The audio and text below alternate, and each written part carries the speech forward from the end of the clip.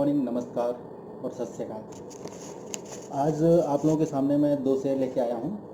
एक है बजाज फाइनेंस और बजाज फिनसर्व। अब ये देखना है कि इनमें से कौन सा ऐसा शेयर है जो आपको अपने पोर्टफोलियो में ज़रूर ही रखना है, जो आपको ज़्यादा से ज़्यादा फ़ायदा देने वाले हैं। तो इन दोनों में कंपेयर करेंगे और आपको बताएंगे कि कौन सा जरूरी शेयर। तो कृपया आप वीडियो को छोड़िएगा नहीं और अंत तक देखिएगा, इसमें आपको अपने काम की चीज़ ज़रूर मिलेगी। तो हम शुरू करते हैं सबसे पहले बजाज फिनसर्व से। बजाज फिनसर्व एक ऐसा शेयर है जो अभी के टाइम पे इसका 9,950 अप्रॉक्सीमेट, मतलब 10,000 तक ही मैक्सिमम जा चुका था, जो कि अभी डाउन होकर के 4,410 पे है। ये शुक्रवार की मार्केट की मैं बात कर रहा हूँ, जो कि 4,410 पे था। मतलब कि इसमें डिपेंड ये करता है कि सबसे पहले ये किस वजह से डाउन हुआ है। हमें कोई भी शेयर खरीदने से पहले ये देखना है कि अगर उसकी मार्केट डाउन हुई है तो वो किस वजह से डाउन हुई है। अगर कोई भी शेयर 70 से 80% तक डाउन हो जाता है तो हम कभी भी उसको खरीदने के लिए सजेस्ट नहीं करते और ना ही आप लोग कभी खरीदिए।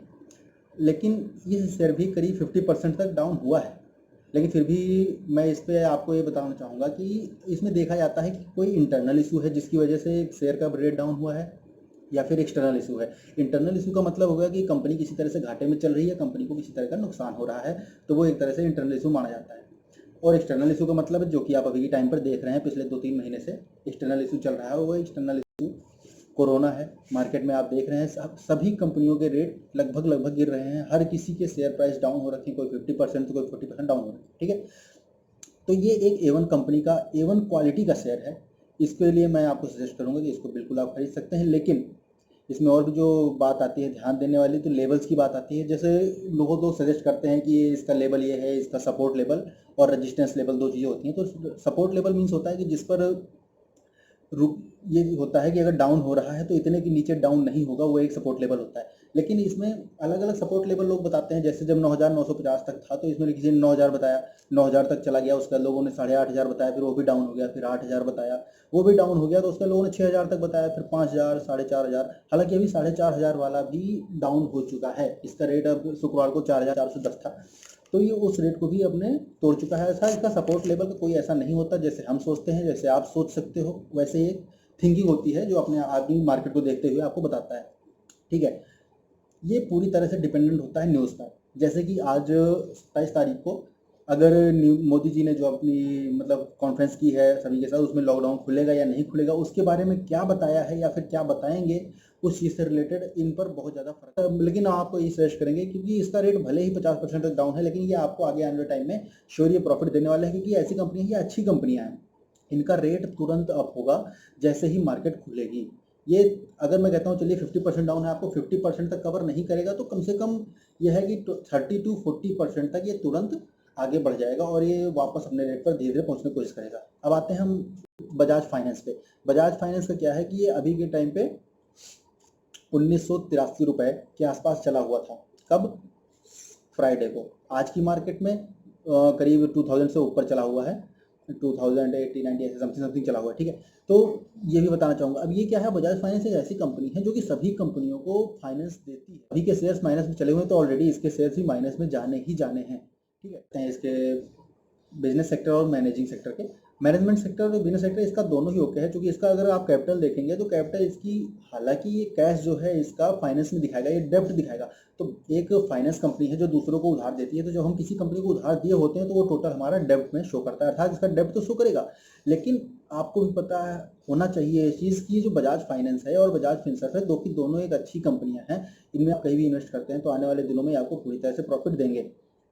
ये जिन छोटी छोटी कंपनियों को लोन देती हैं, अगर उन कंपनियां माइनस नहीं, अब ये सोचिए कि अगर ये खतरे में अगर आ जाती है, अगर बजाज फाइनेंस डूबने की हालत में आती है या माइनस में जाने लग जाती है, तो जो छोटी छोटी कंपनियां हैं उनके हालात क्या होंगे? उनके हालात तो बहुत ज़्यादा खराब हो जाएंगे। ठीक है, अब आती है बात कि आगे कौन से शेयर हमने खरीदने हैं। तो मैं सजेस्ट करूंगा कि अगर आपके पोर्टफोलियो में ये दोनों शेयर हैं तो अगले 2 से 3 महीने में आपको ये अच्छा खासा हो सकता है 40 से 50% तक आपको ये प्रॉफिट दें। तो ये दोनों आपके पोर्टफोलियो में अगर होते हैं तो बहुत अच्छी बात है। हाँ, कई बार ऐसा होता है कि हम सस्ते शेयर्स खरीद लेते हैं, 10-20 रुपए के कोई भी शेयर उठा करके उनको हम जल्दी से खरीद लेते हैं कि इनका रेट तो बहुत डाउन हो गया, 10-20 रुपए कचरा हम खरीद लेते हैं। तो कई बार क्या होता है कि हमें कचरा नहीं खरीदना है, उसको देखना है कि ये अगर 10-20 रुपए का है तो क्या होता है कि मार्केट ओपन भी होगी तो वो शेयर वापस रिकवर नहीं कर पाए। तो ऐसे शेयर हैं कि जो श्योर है वो कवर करेंगे। आग अच्छा, तो अब बात आती है इन्हीं की कि आपके पास है या नहीं है। अगर नहीं है तो सजेशन यही होगा कि आप ले सकते हैं और ले लीजिए, बेटर होगा आपके लिए। अभी के टाइम पे अपने लगभग लोवेस्ट पे है।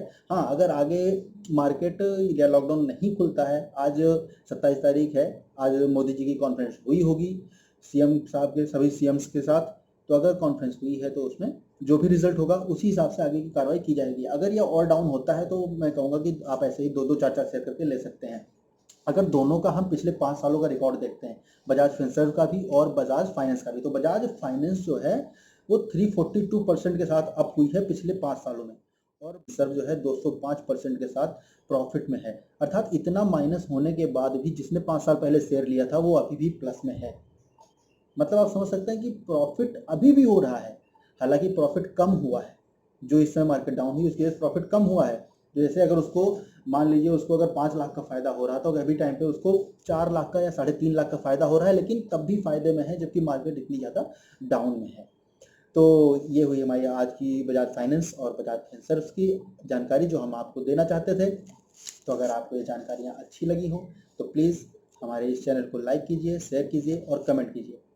और अगर किसी भी और शेयर सेलर से क्या आप हमसे जानकारी जानना चाहते हैं तो प्लीज़ कमेंट में बताइए। और इसमें आपको अगर कोई चीज़ समझ में नहीं आती है तो उसे भी कमेंट करके बताइए।